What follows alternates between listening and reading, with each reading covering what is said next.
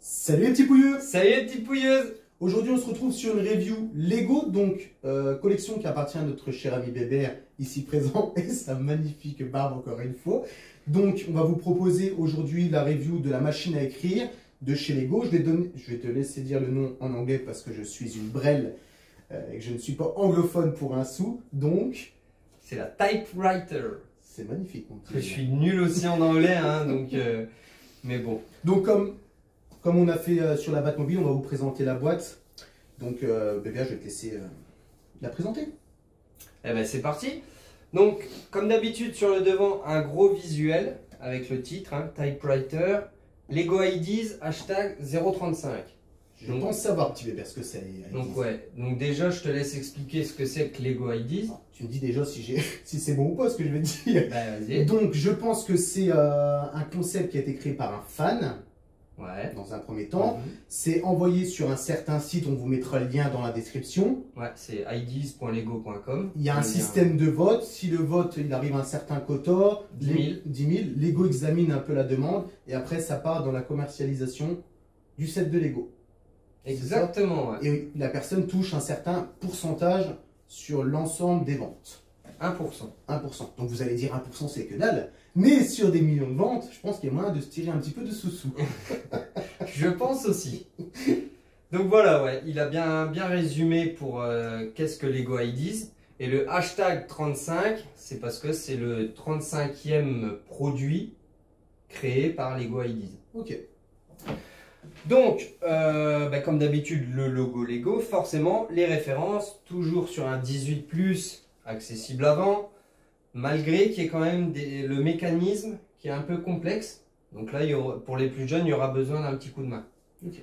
La référence du Lego, si vous voulez trouver directement, donc 21 327 et le nombre de pièces 2079. Donc on se retrouve sur un set classique, on va dire. Ouais, il y a beaucoup plus gros, mais c'est à peu près dans la moyenne, une moyenne basse. Donc voilà pour le devant. Sur le côté, un nouveau visuel de la machine. Également sur l'arrière, on reprend un gros visuel avec une lettre que je vais vous détailler un petit peu plus après. Des petits visuels détaillés avec les dimensions. Donc on est sur un 11 cm de hauteur, 27 de large et 26 de profondeur. Ouais, donc là je pense qu'on est sur une échelle 1 sur 1. Quoi. Ouais, je pense aussi. Ici, il nous explique qu'il y a une lettre qui est fournie avec. Et ici, ils reprennent les points de Lego Ideas qu'on a expliqué juste avant. Toujours pareil sur le côté, un nouveau visuel avec le logo Lego. Et pareil sur le dessus, avec toujours la petite partie en échelle 1 sur 1. Ça, tu l'auras sur tous les boîtes de set de Lego. Pour l'instant, j'ai toujours eu ce truc-là sur mes boîtes. Ok. Donc ici, c'est une touche à l'échelle 1 sur 1. Donc voilà, en dessous, il n'y a rien de spécial à montrer à part les crédits. Donc voilà pour le petit tour rapide de la boîte. Je pense qu'on va passer au plus intéressant, la review de la machine en elle-même. Allez, c'est parti. Donc nous voici sur le visuel final une fois que notre set de Lego de 2079 pièces est monté. Donc on est face à une belle machine à écrire vintage. Mais cette machine à écrire a une petite histoire, il me semble, mon petit Bébert. Exactement, ouais. Donc le créateur de ce set-là, vu que c'est un fan, hein, c'est un Lego Ideas, il s'est inspiré de la machine à écrire qu'utilisait le fondateur du groupe Lego. Donc il faut savoir que Lego, ça a été créé en 1932 par Ole Kirk Christiansen. Alors j'espère que je l'ai bien dit. Hein. Donc ça date des années 1932. Donc à l'époque, forcément, on utilisait des machines à écrire. Et le créateur de ce set-là s'est inspiré de la véritable machine à écrire du créateur de Lego. Donc voici la petite histoire de cette belle machine à écrire. Voilà. Donc avant de vous parler un peu plus en détail de la machine, petit point sur ce qui est livré avec. Donc on a notamment la fameuse lettre que je vous ai parlé quand on a fait le tour du packaging. Donc c'est une lettre où alors là c'est Thomas Kirk Christiansen qui l'a écrite. Donc certainement le petit-fils du petit-fils, que c'est la Ouais, quatrième c'est génération. l'arrière petit-fils, si je ne dis pas de bêtises, vu que lui c'est la 4e génération des Kirk Christiansen, qui a écrit une lettre, et là elle a été traduite en 43 langues. Donc à vous de choisir la langue que vous voulez. Vous la déchirez proprement, c'est fait exprès. et vous la glissez dans la machine. Moi, je ne l'ai pas fait parce que si jamais un jour je revends mon set, je voulais tout garder intact. Donc voilà. Mais rien n'empêche que si vous touchez un petit peu en informatique, vous pouvez la scanner, retoucher un peu le fait, parce qu'un scan c'est jamais très beau, retoucher un peu le scan, l'imprimer et puis la glisser dans la machine, quoi. Donc avec la petite feuille, c'est un petit plus. Ouais, ça c'est un petit plus. Ouais. Donc voilà pour la lettre. Pour le livret, donc comme d'habitude, on a toujours la petite histoire au début. Donc là notamment Thomas ou Thomas, je ne sais pas, qui parle de la lettre. Ensuite, on a la petite histoire du créateur. Donc c'est toujours en anglais malheureusement, mais bon, on peut traduire facilement maintenant avec les outils. Et ici, le petit speech sur le fameux Steve Guinness, donc le créateur du set Lego.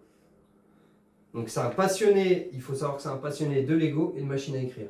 D'où cette machine, plus il en a inventé des autres. Donc franchement, il a un sacré talent parce que quand on voit tout le mécanisme à l'intérieur, il faut vraiment réfléchir comment ça marche, quoi, parce que tu m'étonnes. C'est un sacré travail. Et après, on part sur, comme d'habitude, la création, donc les pièces, entourées en rouge où ça va, etc. Donc ça, c'est comme d'habitude. Donc voilà pour les deux petits fascicules qui sont fournis dans l'enveloppe cartonnée qui est à l'intérieur des pièces. Ok, donc je pense que maintenant on peut parler de la machine en elle-même. Exactement. Donc comme vous pouvez le voir, ça ressemble très fortement à une machine à écrire, même au niveau du mécanisme. On a la petite roulette ici qui permet de mettre la feuille. Je vais attendre qu'elle fasse un tour pour l'arrêter pour vous montrer. Ouais. Donc ça déjà, ça c'est super bien foutu. Ouais, il y a tout plein de petits détails qui font que c'est juste oufissime. Mais le rendu final, franchement, il est top. Moi, je regrette pas du tout mon achat. Bah, sur l'aspect est magnifique. Ouais. Hein. Allez, donc, hop, on vous la coupe. Que vous l'ayez bien de face. Donc, je peux revenir là-dessus. Ouais. Donc, la petite molette là qui permet de mettre la feuille. Comme vous pouvez le constater ici, le petit ruban qui représente un ruban d'encre. Donc là, c'est juste du tissu. Hein. Oui. On prévient. Parce qu'elle n'est pas fonctionnelle malgré qu'elle a un mécanisme. On va vous expliquer au fur et à mesure. Donc là, comme vous pouvez le voir, on a une petite partie rouge, une petite partie noire et le petit téton qui représente certainement le moment où on veut changer de couleur d'encre. C'est aussi simple que ça. Comme il l'a dit tout à l'heure, bébé, comme on vient de le dire, il y a un système de mécanisme qui fait que quand on touche, elle est fonctionnelle. Je vous invite à fermer les yeux, écoutez. Moment ASMR. Non, mais là, c'est ça qui est dingue, c'est que au bruit, ils ont réussi à recréer le bruit d'une machine à écrire. C'est vrai que c'est complètement ouf. Vous tenez bien qu'il n'y a pas d'encre, donc ça va pas marcher comme une vraie machine à écrire, mais le principe du mécanisme est bien là. Donc, vous voyez aussi que cette partie-là avance comme une vraie machine à écrire, et quand on arrive en bout de ligne, logiquement, sur les vraies machines, on repousse. Voilà. Donc, voilà. Donc, tout est fonctionnel. Donc c'est franchement un gros travail. Quand je vois le mécanisme dedans, c'est complètement ouf. Ça a été vraiment ça c'était vraiment tout ce qui est mécanisme, c'est le top au niveau de la construction. C'est vraiment là que j'ai pris mon pied parce qu'il faut savoir que forcément sur les 3 premiers sachets c'est un petit peu redondant. Ouais, ça doit être à mon avis. Voilà, ouais. Sur les 3 premiers sachets, donc premier sachet on crée tout l'ensemble de la touche, donc tout le mécanisme à l'intérieur, donc forcément tout le premier rang, c'est la même chose. Ensuite, c'est différent pour le deuxième, mais tout le deuxième, c'est la même chose. Et pareil pour le troisième. Donc, premier sachet, c'est tout cet ensemble de là qu'on fait. Ensuite, deuxième sachet, on les assemble tous. Donc là, c'est un petit peu redondant aussi. Et troisième sachet, on prépare les touches et on vient les fixer. C'est les 3 seuls sachets où c'est redondant. Après, on part sur la création de la machine, le mécanisme, et là c'est l'éclat total. D'ailleurs, on va vous mettre en même temps qu'on poste cette vidéo-là, une vidéo aussi où Bébert monte le Lego en version accélérée, donc ça doit durer une dizaine de minutes, il me semble. Après, si vous voulez le voir en direct, on vous met aussi les liens dans la description parce que Bébert fait du montage direct sur, pour le moment, Twitch, mais il va s'orienter sur Facebook par la suite via notre page. N'hésitez pas à vous abonner sur les différentes pages Instagram, Facebook pour savoir quand est-ce que je vais live. Mais je pense que les prochains lives, je vais les faire sur Facebook. Ouais, ok. Et je vais enlever, donc si vous allez voir la vidéo de montage, vous allez voir, j'avais mis un beau titre, enfin essayer de faire un beau titre, etc. Mais ça empiète un peu sur le visuel final. Donc je pense que pour le prochain montage, je vais tout enlever, mettre un fond blanc avec aucun overlay. Et là, on aura vraiment bien le logo, le Lego en gros. Mais voilà, donc n'hésitez pas à vous abonner à nos chaînes respectives. Donc Twitch, malheureusement, je pense que je vais l'arrêter. Donc allez plutôt sur Facebook, Instagram. Ok.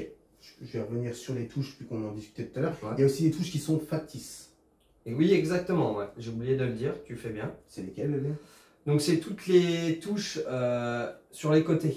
Donc la Shift Lock, la Shift Key, l'autre Shift Key ici, pardon, et la Backspace. Donc vous pouvez appuyer dessus, il ne se passe rien. Et la barre d'espace également. Mais toutes les autres entraînent le mécanisme. Et ça c'est génial. Chaque fois qu'on entend le bruit, on est comme donc des c'est gosses. pas un jouet, hein, c'est pas fait pour appuyer dessus comme un taré. Mais ça a le mérite de marcher. Ouais, carrément. Et donc pour vous le montrer, voilà.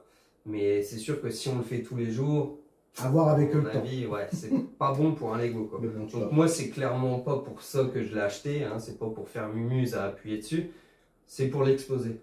Un petit décor, vu que chez moi c'est un peu dans les thèmes industriels. Forcément, là, ça. Ouais, je pense que le petit côté vintage sur une petite étagère en bois, Mhm. avec une petite fleur à côté ou un petit Toujours une fleur Lego, je suppose. Il y a de fortes chances, hein. Une fois que tout sera bien installé chez moi, je vous ferai des visuels, etc. qu'on mettra sur Instagram.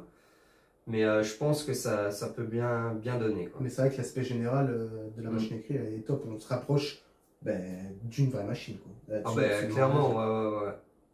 Donc je pense que la review sur ce produit est terminée. On passe aussitôt sur des visuels rapprochés et après on se retrouve pour la conclusion. Donc à tout de suite. À tout de suite.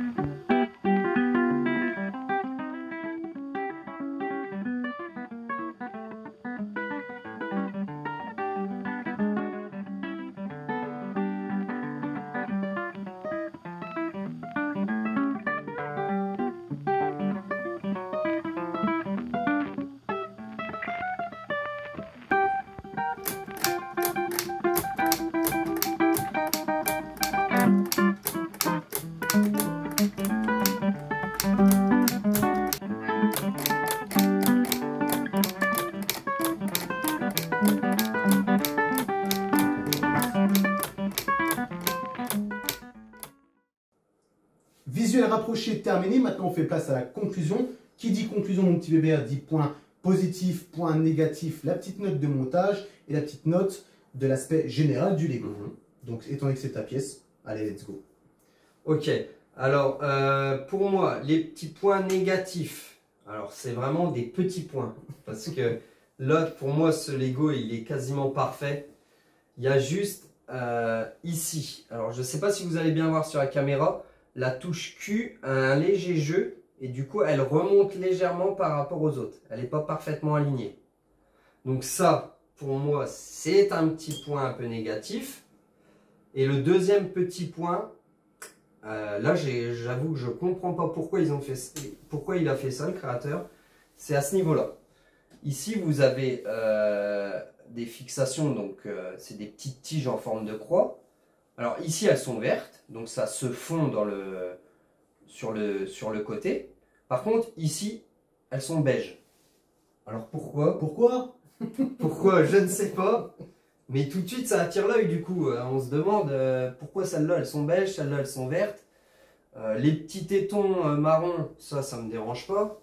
Par contre, les croix beiges, Ça, j'ai un petit peu de mal, j'avoue. Donc si vous avez une explication quelconque, n'hésitez pas à laisser des commentaires. Peut-être qu'il y a une explication, hein, clairement, mais là, comme ça, moi, je ne comprends pas. C'est pareil par rapport à ta touche Q, si vous aussi, vous avez ce souci-là, ou alors avec une autre lettre, n'hésitez pas à nous le dire. Il y a peut-être un petit souci de montage, donc là, je vais te dire ça. Ah ben, peut-être aussi, hein, je suis pas parfait dans ce que je fais, hein, mais oui, voilà, il y a un léger jeu, alors ça reste infime, hein, mais voilà, je tenais à le souligner. Pour tout ce qui est le reste, j'ai rien à dire. Okay. Le rendu, il est top.